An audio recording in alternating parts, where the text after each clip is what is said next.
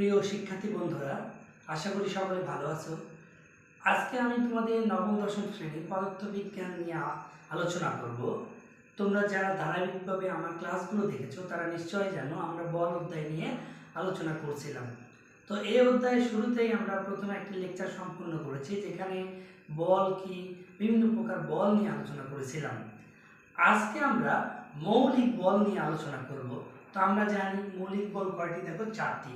এই চারটি মৌলিক বল সম্পর্কে আমরা বিস্তারিত জানব। তো চলো দেখা যাক এক নম্বরে কি আছে। দেখো এই চারটি বলে মৌলিক বলের মধ্যে প্রথম যে মৌলিক বল সেটি হচ্ছে মহাকর্ষ বল। তো মহাকর্ষ বল কি সেটি আমরা জানব। তাহলে এক নম্বরে আমাদের কি মহাকর্ষ বল।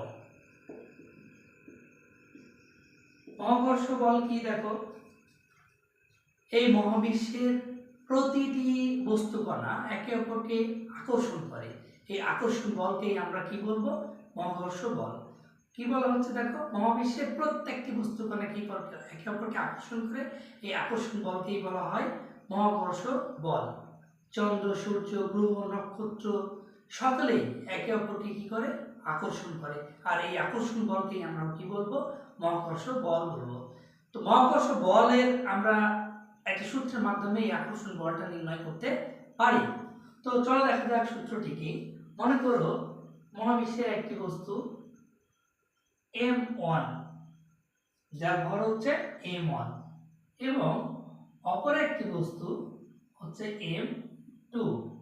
এই বস্তুদ্বয় পরস্পর হতে d দূরত্বে অবস্থান করছে।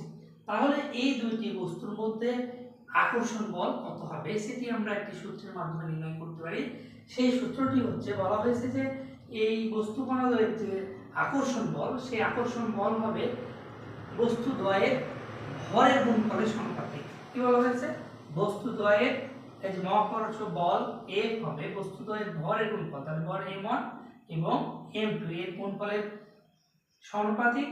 এবং বলা হয়েছে যে বস্তুদ্বয় যে দূরত্বে আছে, কি দূরত্বে আছে, d দূরত্বে আছে, এই দূরত্বের বর্গের ব্যস্তানুপাতিক, বর্গের ব্যস্তানুপাতিক। এখন আমরা এই দুটি সূত্রকে যদি কম্বাইন করে লিখি, দেখো যাতে f সমানুপাতিক কি হবে, m1 m2 by d square.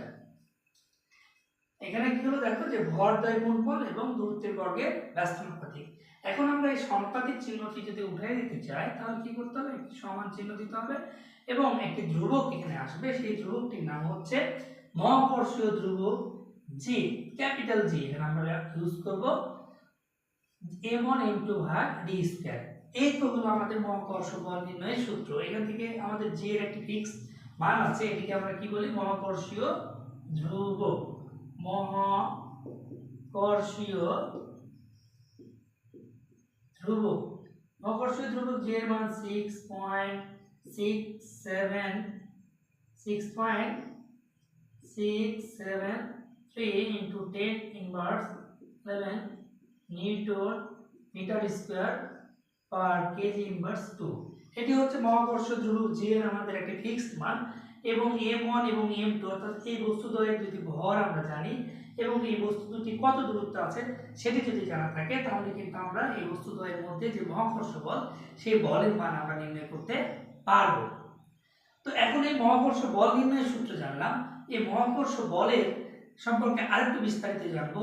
এই মহাকর্ষ বলের পাল্লা কি হবে, প্রকৃতি কি হবে, এর আকর্ষণ বলের যে সবলতা কি হবে সেটি সম্পর্কে আমরা জানবো। এবং এই বলের জন্য কে দায়ী বা কোন ধরনের কণা এই বলের জন্য দায়ী সেটি আমরা জানবো। তাহলে মহাকর্ষ বল এর পাল্লা, দেখো মহাকর্ষ বলের পাল্লা, এই বলের পাল্লা হবে অসীম, অর্থাৎ অনেক দূর পর্যন্ত এই বল ক্রিয়াশীল। আবার কি বলি, মহাকর্ষ বলের পাল্লা বা রেঞ্জ হবে অসীম, অর্থাৎ অনেক দূর পর্যন্ত মহাকর্ষ বল ক্রিয়াশীল।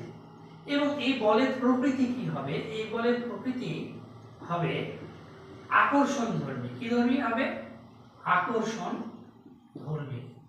মহাকর্ষ বলের প্রকৃতি আকর্ষণ, অর্থাৎ শুধুমাত্র দুইটি বস্তু পরস্পরকে আকর্ষণ করবে। এখানে বিকর্ষণ বল ক্রিয়াশীল থাকবে না।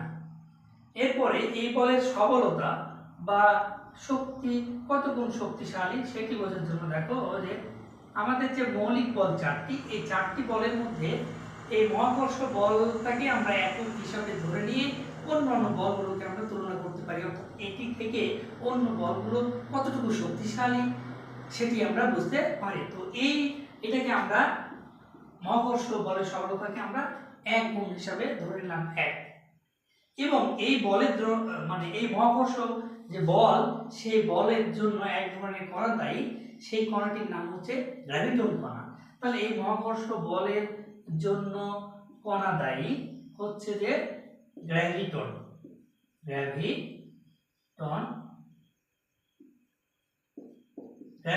কণা। এই কণাটির জন্য এই মহাকর্ষ বল সৃষ্টি হয়।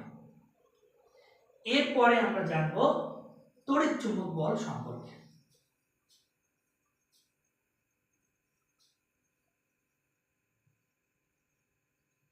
দুই নম্বরে আমাদের দেখো এক নম্বরে মহাকর্ষ বল সম্পর্কে আলোচনা করলাম। এরপরে আমাদের যেটি আলোচনা করব সেটি হচ্ছে দুই নম্বরে তড়িৎ চুম্বক বল। তড়িৎ চুম্বক বল। তাহলে তড়িৎ চুম্বক বল কি সেটি আমরা আগে প্রথমে জানবো। তড়িৎ চুম্বক বল হচ্ছে দুটি চার্জিত বা আহিত বস্তুর মধ্যে আকর্ষণ বা বিকর্ষণ বল। কি বলা হচ্ছে দেখো যে তড়িৎ চুম্বকীয় বল হবে দুটি বস্তুর মধ্যে আকর্ষণ বা বিকর্ষণ বল, সেটি হচ্ছে তড়িৎ চুম্বকীয় বল। তাহলে এক্ষেত্রে দেখা যাচ্ছে যে তড়িৎ চুম্বক বলের ক্ষেত্রে কি হচ্ছে আকর্ষণ হতে পারে, বিকর্ষণও হতে পারে। যেমন একই ধর্মের যদি দুটি চার্জ হয়, মনে করো প্লাস প্লাস, তাহলে পরস্পরকে কি করবে, বিকর্ষণ করবে, অথবা প্লাস মাইনাস যদি হয় তাহলে আকর্ষণ করবে। তাহলে দেখো যে তড়িৎ চুম্বক বলের পাল্লা কি, আমরা তড়িৎ চুম্বক বলের পাল্লা জানব।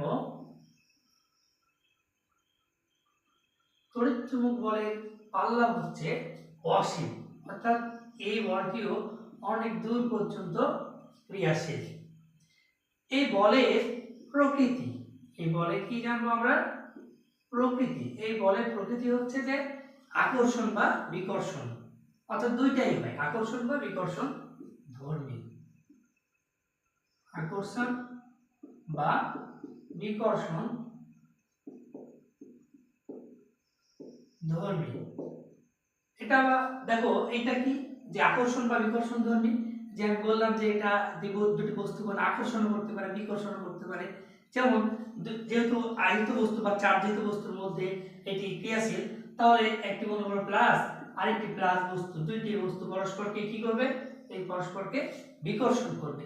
আবার যদি একটি মাইনাস হয় এবং একটি প্লাস হয় তাহলে পরস্পরকে কি করবে, আকর্ষণ করবে। আবার একটি যদি মাইনাস হয় আর একটি যদি মাইনাস হয় তাও পরস্পরকে কি করবে, বিকর্ষণ করবে। অর্থাৎ সমধর্মী দুটি চার্জ পরস্পরকে বিকর্ষণ করবে, এবং বিপরীতধর্মী অর্থাৎ প্লাস মাইনাস যদি হয় তাহলে পরস্পরকে কি করবে, আকর্ষণ করবে।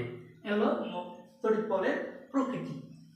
এরপরে আমরা তড়িৎ বলের আমরা জানবো এর সবলতা কি, সবলতা কতটুকু।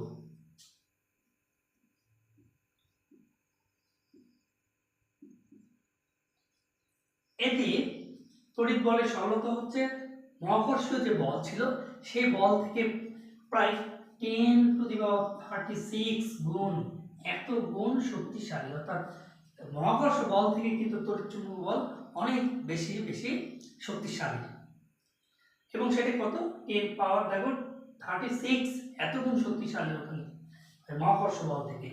এবং এই বলের জন্য, এই বল সৃষ্টির জন্য যে কণাটি দায়ী, এই কণাটির নাম হচ্ছে ফোটন কণা। কি